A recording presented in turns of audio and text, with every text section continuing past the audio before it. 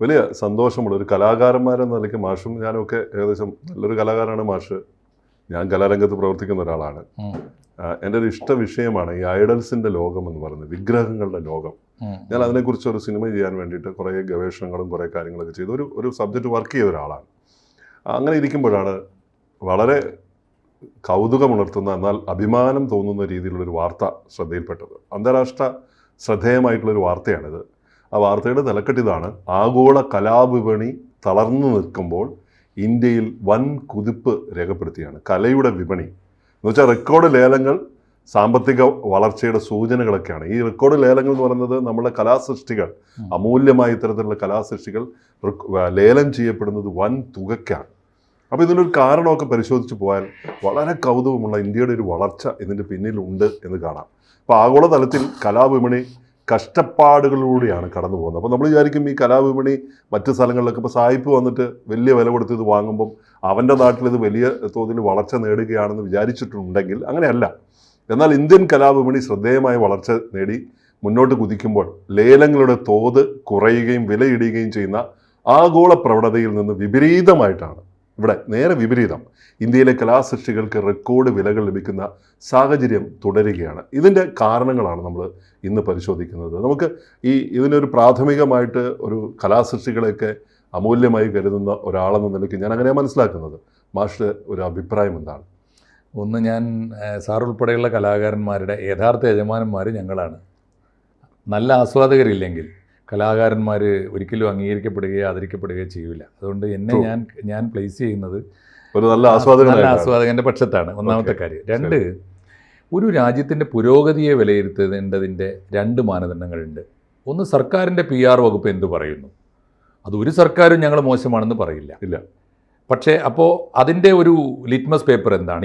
ഇവർ പറയുന്ന സത്യത്തിൻ്റെ ഒരു ടോക്കൺ, ഒരു ക്രൈറ്റീരിയ, അല്ലെങ്കിൽ അതിൻ്റെ ഒരു മാർക്കുണ്ടല്ലോ, അത് ശരിയാണോ തെറ്റാണോ എന്ന് വിലയിരുത്താൻ ആരാണ്? ഭരണകൂടങ്ങൾ അവനവനെക്കുറിച്ച് പറയുന്നത്, അവർ പറയുന്ന വളർച്ചയുടെ ഇൻഡെക്സ്, അവർ പറയുന്ന GDP-യിലുണ്ടായ വളർച്ച, ജനങ്ങളുടെ സാമ്പത്തിക രംഗത്തുണ്ടായ പുരോഗതി, ബഹിരാകാശ രംഗത്ത് നേടിയ നേട്ടം, ഇങ്ങനെ ഓരോ മേഖലയിലും ഉണ്ടായ പുരോഗതി പറയുമല്ലോ.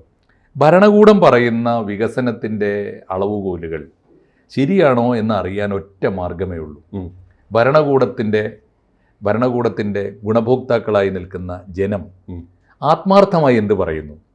ആത്മാർത്ഥമായി പറയുന്നവൻ ആരാണ്? ഭൂമിയിൽ ഭരണകൂടത്തോട് വിധേയപ്പെട്ട് നിൽക്കാതെ മനുഷ്യൻ്റെ ഇച്ഛയും സ്വാതന്ത്ര്യവും സർഗാത്മകതയും ക്രിയേറ്റിവിറ്റിയിലും വിശ്വസിക്കുന്ന കലാകാരൻ പറയുന്നതാണ് ഒരു രാജ്യത്തിൻ്റെ യഥാർത്ഥ പുരോഗതിയുടെ മാനദണ്ഡം. അവൻ പറയുന്നത് സത്യമായിരിക്കും. അവൻ സത്യമേ പറയൂ. കാരണം അവന് സത്യത്തോട് മാത്രമേ കടപ്പാടുള്ളൂ. അവൻ്റെ ദൈവം സാക്ഷാൽ സത്യമാണ്. അതിന് വേറൊരു കാര്യം കൂടിയുണ്ട്. ചരിത്രത്തിൽ കാണുന്ന നല്ല മഹാരാജാക്കന്മാരുടെ ചരിത്രം എനിക്ക് ഹിസ്റ്ററി ഒരു ഇഷ്ട വിഷയമായതുകൊണ്ട്, ഈ നല്ല രാജാക്കന്മാരൊക്കെ കൊട്ടാരത്തിൽ ചെയ്യുന്ന ഏറ്റവും പ്രധാനപ്പെട്ട പണി എന്താണെന്ന് അറിയാം. അവർക്ക് അവരുടെ സദസ്സുണ്ടല്ലോ. കൊട്ടാര ആസ്ഥാന വിദ്വാൻമാരുണ്ട്, കലാപരിപാടികളുണ്ട്, മുഷായിറകളുണ്ട്. ഞാൻ കണ്ടിട്ടുള്ള ബുദ്ധിമാന്മാരായ ചക്രവർത്തിമാരുടെ പരമ്പര, അത് മുഗൾ രാജാക്കന്മാരായാലും ഈവൻ ടിപ്പു സുൽത്താൻ്റെ അരമനയിൽ പോലും, മാത്രമല്ല നമ്മുടെ രജപുത്ര രാജാക്കന്മാർ, ഇവരുടെയൊക്കെ അരമനയിൽ ആഴ്ചയിൽ ഒരു ദിവസമെങ്കിലും നടന്നിരുന്നൊരു കലാപരിപാടിയാണ് നാടകം. നാടകം റോബിൻജിയോട് ഞാൻ പറയേണ്ട കാര്യമല്ലോ, നാടിൻ്റെ അകമാണ്. അത് നമ്മളെക്കാൾ നന്നായി മനസ്സിലാക്കിയത് ആരാണ്? രാജാക്കന്മാർ. അവർക്കറിയാം അവർക്ക് കിട്ടുന്ന റിപ്പോർട്ടുകൾ, ഉദ്യോഗസ്ഥന്മാർ കൊടുക്കുന്ന റിപ്പോർട്ടുകൾ പലപ്പോഴും കള്ളത്തരമാണ്. അവരുടെ മന്ത്രിമാർ കൊടുക്കുന്ന ഈ തലയണ മന്ത്രം ഉണ്ടല്ലോ, അത് ശരിയാവണമെന്നില്ല. അവർക്കൊക്കെ താല്പര്യങ്ങളുണ്ട്. എന്നാൽ ഒരു താല്പര്യവുമില്ലാതെ സത്യം പറയുന്നൊരു കൂട്ടരുണ്ട്, കലാകാരന്മാരാണ്. അവർ സത്യം പറയും. ഒരു പക്ഷേ രാജാവിൻ്റെ മുഖത്ത് നോക്കി അങ്ങ് നഗ്നനാണെന്ന് പറഞ്ഞുകൊണ്ടെന്നില്ല, പക്ഷേ പാട്ടിലത് പറയും, സംഗീതത്തിലത് പറയും, ഓപ്പറയിലത് പറയും, നാടകത്തിലത് പറയും, കവിതയിലത് പറയും. അതുകൊണ്ട് കൊട്ടാരത്തിൽ നാടകം നടത്തിയിരുന്ന രാജാക്കന്മാരെ സൂക്ഷിക്കണം. കാരണം അവർ സത്യം അറിഞ്ഞിരിക്കും. അതുകൊണ്ട് എല്ലാ ഉദ്യോഗസ്ഥന്മാർക്കും ഭയമായിരുന്നു. നാടകം നടക്കുന്ന ദിവസം എന്തൊക്കെയാണാവോ ദൈവമേ വിളിച്ചു പറയാൻ പോകുന്നത്. അതെ, വളരെ മനോഹരം. വിദൂഷകൻ എന്തുമാതിരി വിപ്ലവകാരിയാ സർ. അതിഭീകരമല്ലേ വിദൂഷകന്റെ പണി? അതാണ്. ആളുകൾക്ക് ഇത് കലാരൂപമാണ്, പരിഹാസമാണെന്നൊക്കെ തോന്നിക്കുന്ന മട്ടിൽ മുഖത്ത് നോക്കി കൃത്യമായിട്ട് കൊടുക്കും. ഈ പറയുന്ന ശുംഭ എന്ന് രാജാവിനെ വിളിക്കണമെങ്കിൽ കലാകാരൻ്റെ വേഷം തന്നെ അണിയണം, അതെ. അല്ലാത്തവന് പറ്റില്ല. അപ്പോൾ അതുകൊണ്ട് കലാകാരന്മാർ എന്ത് പറയുന്നു എന്നുള്ള ഒരു നല്ല മാനദണ്ഡമാണ്. ഇപ്പോൾ നമ്മുടെ കയ്യിൽ ഇപ്പോൾ കിട്ടിയിരിക്കുന്ന ഈ ഡാറ്റ ചിത്രകല മാത്രം, അതെ, ഇന്ത്യയിലെയും ലോകത്തെയും ചിത്രകലയുടെ വിപണനത്തിൽ വന്നിരിക്കുന്ന മാറ്റമാണ്. വലിയ വലിയ വളർച്ചയാണ്. രണ്ട് കാര്യം ഉറപ്പിച്ചോളൂ. ഒരു നാടിൻ്റെ പുരോഗതിയിൽ കലാകാരൻ വഹിക്കുന്ന പങ്കിന് ഒന്ന് അത് സത്യമായിരിക്കും. രണ്ടാമത്തെ കാര്യം, എപ്പോഴാണ് കലാകാരൻ ആത്മാവിഷ്കാരം നടത്തുക? ഒന്ന്, അവന് സാമ്പത്തികമായ ഭദ്രതയും സമാധാനവും ഉണ്ടാകുമ്പോഴാണ് സമാധാനത്തോടെ കലാപ്രവർത്തനം നടത്തുക. അതെ, ഒന്ന്. രണ്ടാമത്തെ കാര്യം, അത് വിറ്റഴിക്കുമ്പോൾ വാങ്ങാൻ ശേഷിയുള്ള ഒരു ജനത വളരുമ്പോഴാണ്, അവരുടെ കയ്യിൽ പണവും സമ്പത്തും ഐശ്വര്യവും വരുമ്പോൾ. ഈ പോയിന്റ് വെച്ചിട്ടാണ് ഇതിനെ എന്താണ് ഇതിന് കാരണമെന്ന് പരിശോധിക്കുമ്പോൾ ഇന്ത്യയുടെ സാമ്പത്തികമായ വളർച്ചയാണ് അത്ര ഇതിന് കാരണം. രണ്ട് സംശയമില്ല, രണ്ട് വട്ടം വാങ്ങാൻ മാഷ് പറഞ്ഞ പോയിന്റാണ്. ആളുണ്ട്, അതാണ് ബൈയിങ് കപ്പാസിറ്റി കൂടി. അതാണ്. അതില്ലാത്തവൻ എങ്ങനെയാണ് സാർ? പണ്ട് ഒരു കവിയോട് പണ്ടത്തെ എത്ര മാനദണ്ഡങ്ങൾ മാറി. പണ്ട് ചങ്ങമ്പുഴ പറഞ്ഞിരുന്നത് അതാണ്, കിന്നര കന്യക പോലെ ചിരിച്ചൻ മുന്നിൽ വിളങ്ങിയ നീ മാത്രം എന്നോടോതി എനിക്ക് അവിടുത്തെ പൊന്നോടക്കുഴൽ മതിയല്ലോ, നിന്നുടെ പുല്ലാങ്കുഴൽ ഇതെനിക്കൊരു പൊന്നോടക്കുഴലാണല്ലോ എന്ന് അദ്ദേഹത്തിൻ്റെ കാമുകിയോ ഭാര്യയോ പറഞ്ഞു എന്നാണ് കവിത. എന്ന് വെച്ചാൽ കവിത, ഈ കലാകാരൻ്റെ കവിതയും കലയും മതിയായിരുന്നു പണ്ടത്തെ കുടുംബിനിക്ക്. ഇപ്പൊ വന്ന മാറ്റം ആധുനികനായ കവി അതിൽ ജീവിതമുണ്ടായിരുന്നു, അത് മതിയായിരുന്നു പണ്ട്. പക്ഷേ ഇന്നത്തെ കവി യാഥാർത്ഥ്യവാദിയാണ്. സാറ് പറഞ്ഞ പോലെ ആധുനിക കേരളത്തിലെ ഈ സത്യാനന്തര കാലത്തെ ഇന്ത്യയിലെ കവി പോലും വളരെ യാഥാർത്ഥ്യവാദിയാണ്. എന്താ കാര്യം എന്നറിയോ? ആസ്വാദകരായി അവനെ ഡിപ്പെൻഡ് ചെയ്ത് നിൽക്കുന്ന കുടുംബവും യാഥാർത്ഥ്യവാദികളാണ്. അതുകൊണ്ട് അവർ പറയൂ അത്രേ, ആധുനികനായ ഒരു കവി ചങ്ങമ്പുഴക്ക് മറുപടി പറഞ്ഞിട്ടുണ്ട്, നീ തന്ന മക്കൾക്ക് വായും വയറുമുണ്ട് ഓർത്തു വേണം നിന്റെ കാവ്യപ്പിരാന്തുകൾ. എങ്ങനെയുണ്ട് അദ്ദേഹം പറയുന്നത്? അപ്പോൾ ഇത് കവിത എഴുതാനും വേണം കുടുംബത്തിലെ സമാധാനം, സാമ്പത്തികമായ ഭദ്രത വേണം, മനോഹരമാണ്. അപ്പോൾ അതുകൊണ്ട് അപ്പോൾ ഒരു രാജ്യം, യാതൊരു തർക്കവുമില്ല സർ, ഒരു രാജ്യം പുരോഗമിച്ചിരിക്കുന്നു എന്ന് പറഞ്ഞാൽ രണ്ടാണ് അർത്ഥം. ഒരു രാജ്യത്തെ കലാപരമായ പുരോഗതി നേടുന്നു എന്ന് പറഞ്ഞാൽ ആ രാജ്യത്ത് സാമ്പത്തികമായ ഭദ്രതയും വളർച്ചയും ഉണ്ട്. ഒന്ന്. ഇനി ഒരു കാര്യം കൂടി ഉണ്ട് കേട്ടോ. ഇപ്പോൾ സാറ് പറഞ്ഞല്ലോ, ലോകത്തിലെ പല രാജ്യങ്ങളിലും ഈ കലാപരമായ വളർച്ച മുരടിച്ചു പോയി. ഒന്ന്, വൻകിട രാജ്യങ്ങൾ മൂക്കുകുത്തി വീണിരിക്കുന്നു സാമ്പത്തികമായി. മാഷ് പറഞ്ഞ ആ പോയിന്റിൽ ചൈനയിൽ 33%. അതിലേക്കാണ് ഞാൻ ഈ വരുന്നത്. ചൈനയുടെ കാര്യമെടുക്കുമ്പോൾ അവർ സാമ്പത്തികമായി വളർന്നിട്ടേ ഉള്ളൂ. അപ്പോൾ ഒരു ചോദ്യം വരും, രണ്ടാമത്തെ ഘടകം കൂടി വേണം. അതെന്താണെന്നറിയോ? സ്വാതന്ത്ര്യം എന്ന് പറയുന്നത്. അതുകൊണ്ടാണ് അവിടെ അത് വളരാത്തത്. എഴുത്തോ കഴുത്തോ എന്ന് എം ഗോവിന്ദന്റെ വാക്യമാണ്. എഴുത്തോ കഴുത്തോ എന്ന ചോദ്യം റോബിൻ തിരുമലയോട് ചോദിച്ചാൽ, റോബിൻ തിരുമലക്ക് എനിക്ക് എഴുത്ത് മതി, എൻ്റെ കഴുത്തെടുക്കാൻ നീ ആരടാന്ന് ചോദിക്കാൻ ഒരു കലാകാരന് സാധിക്കും. അത് സാധിക്കണമെങ്കിൽ കലാകാരനെ സാധിക്കുള്ളൂ. പക്ഷേ അതെന്തുകൊണ്ടാണെന്ന് വെച്ചാൽ, എനിക്ക് അങ്ങനെ പറഞ്ഞാൽ തന്നെ എൻ്റെ രാജ്യം എന്നെ സംരക്ഷിക്കും. എൻ്റെ രാജ്യത്തിന് അങ്ങനെ ഒരു സംസ്കാരമുണ്ട്. കറക്റ്റ്. സ്വാതന്ത്ര്യത്തെ സംരക്ഷിക്കുന്ന ഒരു സംസ്കാരം ഉണ്ടല്ലോ, സത്യത്തിൻ്റെ കൂടെ നിൽക്കുന്ന ഒരു സൽമാൻ റുഷ്ദിയുടെയൊക്കെ കഥ നമ്മുടെ മുന്നിലുണ്ട്. അതാണ്. അപ്പോൾ ആ വ്യത്യാസം, ഞാൻ ഒറ്റ കാര്യം പറയാം, എത്ര ഉദാഹരണങ്ങൾ സർ. ഇവിടെ ആദിശങ്കരൻ എന്നൊരു മഹാഗുരു ഉണ്ടായിരുന്നു. ഉലകം മുഴുവൻ ചുറ്റി വന്നിട്ട് 29-ാം വയസ്സിൽ അമ്മയെ കണ്ട് മരിച്ചുപോയ ഒരാൾ, മഹാമുനി. ആദിശങ്കരൻ്റെ വിഖ്യാതമായ വാക്യമാണ് അഹം ബ്രഹ്മാസ്മി, ഞാനാണ് ബ്രഹ്മം, ഞാനാണ് സത്യം എന്നാണ് അർത്ഥം. അത് പറഞ്ഞ മഹാനെ മരിച്ച് നൂറ്റാണ്ടുകൾ കഴിഞ്ഞിട്ടും ഇന്ത്യ വാഴ്ത്തിക്കൊണ്ടിരിക്കുന്നു. നമ്മൾ അദ്ദേഹത്തെ ഇപ്പോഴും സർവകലാശാല ഉണ്ടാക്കി പൂജിക്കുന്നു. അദ്ദേഹത്തിൻ്റെ വാക്യത്തിൽ ആവേശം കൊണ്ടിട്ട് പേർഷ്യയിൽ ഒരു മഹാഗുരു, സൂഫി വര്യനായ ഒരു മഹാഗുരു അറബിയിൽ ഇതേ വാക്യം ഒന്ന് പറഞ്ഞുപോയി ഒരിക്കൽ മാത്രം. ആ വാക്യം അനൽ ഹഖ് എന്നാണ്. മൻസൂർ ഹല്ലാജ് എന്നായിരുന്നു അദ്ദേഹത്തിൻ്റെ പേര്. അദ്ദേഹത്തെ ഇന്ത്യക്ക് പരിചയപ്പെടുത്തിയത് സാക്ഷാൽ വൈക്കം മുഹമ്മദ് ബഷീറാണ്, മലയാളത്തിന് പരിചയപ്പെടുത്തിയത്. ആ മനുഷ്യനെ ഒരിക്കൽ മാത്രം ഉച്ചരിച്ചതേ ഓർമ്മയുള്ളൂ, ഞാനാണ് സത്യം, ഞാനാണ് ദൈവം, ഞാനാണ് ബ്രഹ്മം എന്ന് പറഞ്ഞു പോയല്ലോ. പിന്നെ കണ്ടിട്ടില്ല അദ്ദേഹത്തെ, പുറംലോകം കണ്ടിട്ടില്ല, നിഷ്ഠൂരമായിട്ട് കൊന്നുകളഞ്ഞു. ഇതിൻ്റെ പേരാണ് ഏറെമാൻ്റെ പാട്ടിൽ ഈ വാക്ക് കേട്ടിട്ടുണ്ട്. തീർച്ചയായിട്ടും സൂഫിയാണല്ലോ, മ്യൂസിക്കലായിട്ടാണ്. അത് മ്യൂസിക്കലായിട്ടാണ്. അനൽ ഹക്ക് ബഷീറാണ് കേട്ടോ മലയാളത്തിന് മനോഹരമായിട്ട്. അപ്പം ഞാൻ പറഞ്ഞ കാര്യം ഇത്രയേ ഉള്ളൂ, ഭാരതത്തിന് ഇങ്ങനൊരു സംസ്കാരമുണ്ട്. ഇത് വിളിച്ചു പറഞ്ഞാൽ സത്യമാണെന്ന് ബോധ്യമുള്ളപ്പോൾ സത്യത്തിൻ്റെ കൂടെ നിൽക്കുന്ന ഒരു സംരക്ഷണമുണ്ട്. ഇതുകൂടി ഉണ്ടെങ്കിലേ. അപ്പോൾ ചൈനയിൽ എന്തുകൊണ്ടാണ് ഈ പുരോഗതിയൊക്കെ ഉണ്ടായിട്ട് കല വളരാത്തത്? പറയുന്നത് ഈ സ്വാതന്ത്ര്യം കൂടി വേണം. രണ്ട് കാര്യങ്ങൾ വേണം. ഒന്ന്, സമ്പത്ത് വേണം. 2 സ്വാതന്ത്ര്യവും. അപ്പോൾ അമേരിക്കയിൽ 9% കുറവ്, എന്താ കാര്യം? ഫ്രാൻസിലും ഇറ്റലിയിലും 10% ഇടിവ്. ഇത് രണ്ടും ആ കാര്യം യൂറോപ്പിൻ്റെ കാര്യം സാമ്പത്തികമായി അവർ നടുവൊടിഞ്ഞിരിക്കുന്നു എന്നുള്ളതുകൊണ്ട്. തീർച്ചയായിട്ടും യൂറോപ്പ് ഇപ്പോൾ യൂറോപ്യൻ യൂണിയൻ ഒരുമിച്ചിട്ട് റഷ്യയെ നേരിടണം എന്നൊക്കെ പ്രമേയം കൂടി പാസ്സാക്കിയല്ലോ. എന്താ അനങ്ങാൻ പറ്റാത്തത്? ആർക്കും കോൺട്രിബ്യൂട്ട് ചെയ്യാൻ കഴിയില്ല. ദയനീയമാണ് അവരുടെ സ്ഥിതി. അപ്പോൾ ഇത് നല്ല സൂചകമാണ്. ഏത് രാജ്യം കലാരംഗത്ത് പുറകോട്ട് പോയി, ഒന്നുകിൽ അവിടെ സമ്പത്ത് തകർന്നിട്ടുണ്ടാവും, അല്ലെങ്കിൽ സ്വാതന്ത്ര്യം പോയിട്ടുണ്ടാവും.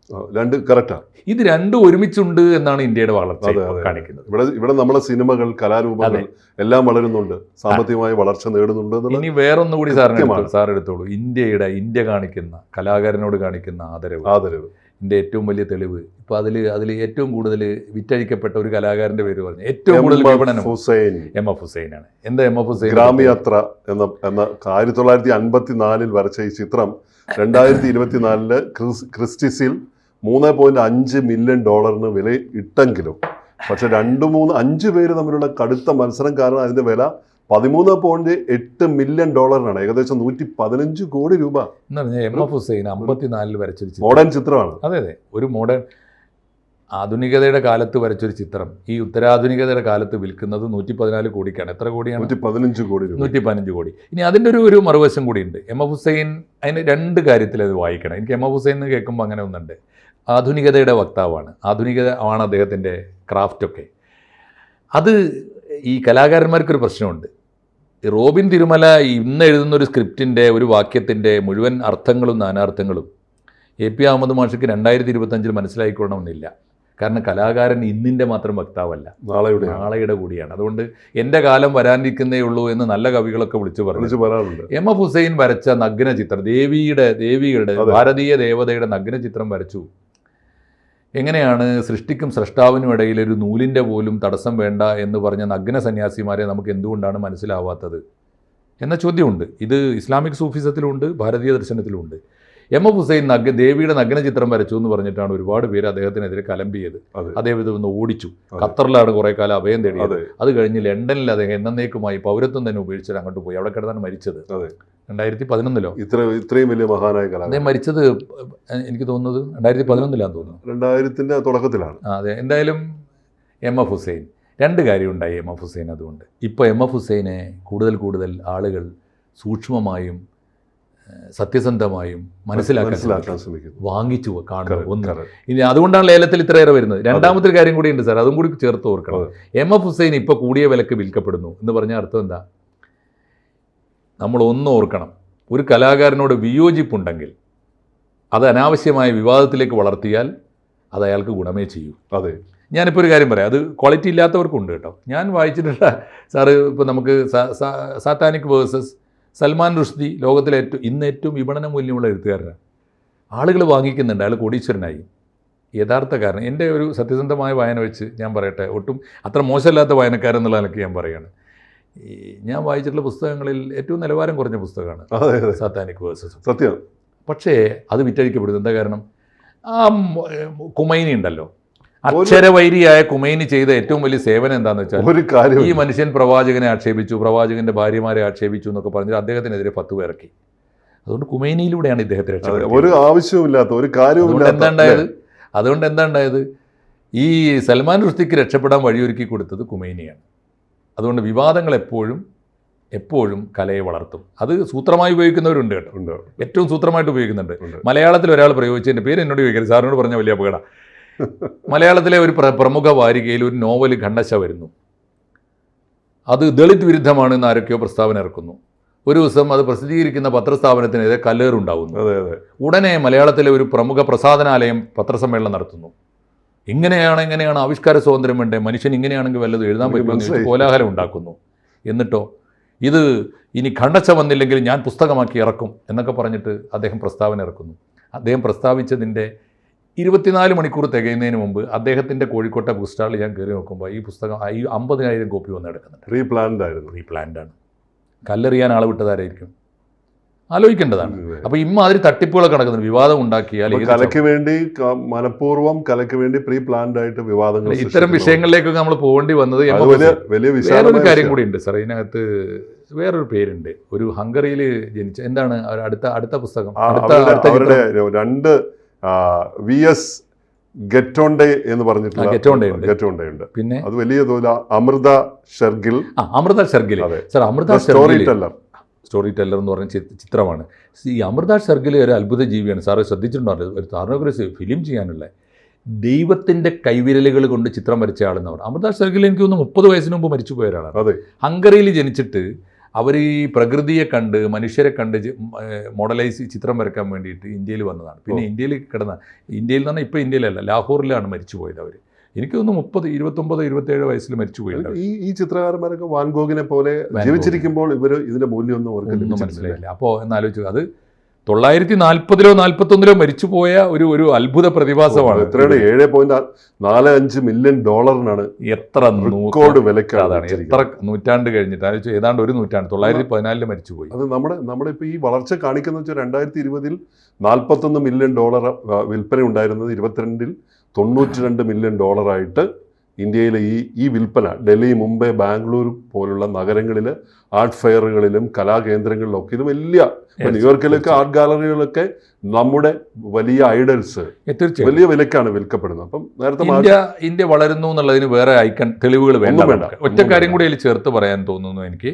ഇത് ഇപ്പോൾ ഈ കണക്ക് നമ്മുടെ കയ്യിൽ കിട്ടിയത് ചിത്രവിൽപ്പനയുടെ മാത്രമാണ്. അതെ. ഇനി മ്യൂസിക് ആൽബംസിന്റെ കണക്കെടുക്കണം.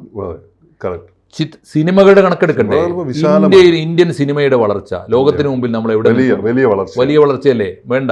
സാറ് പറഞ്ഞ പോലെ നേരത്തെ ശില്പങ്ങളുടെ വളർച്ച, വിൽപ്പന, അതുപോലെ വിഗ്രഹങ്ങളുടെ വിൽപ്പന, ഇങ്ങനെയുള്ള കാര്യങ്ങളുടെയൊക്കെ കണക്കെടുത്ത് നോക്കുമ്പോഴാണ്. മാത്രമല്ല പുതിയ തിയേറ്റർ കൺസെപ്റ്റ്.